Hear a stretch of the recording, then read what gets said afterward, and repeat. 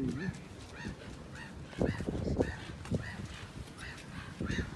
Probably charge your phones on the USBs on here.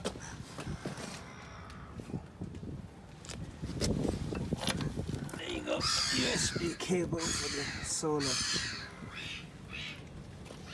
A bit rusty. So they should charge your phone if it got the connections. Oh, this one has the light. Means you could probably charge. On this one, there is no light.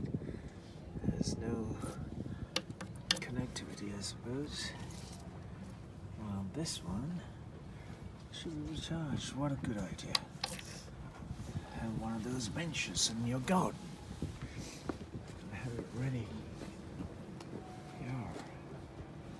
Once you're set, the sun. Solar bench. That means you could very much, if you're sat on it, you're covering the solar, hitting the panels. When you stop the panels, solar panels, with your bum, it's not going to charge. It's going to not even heat up my bum either.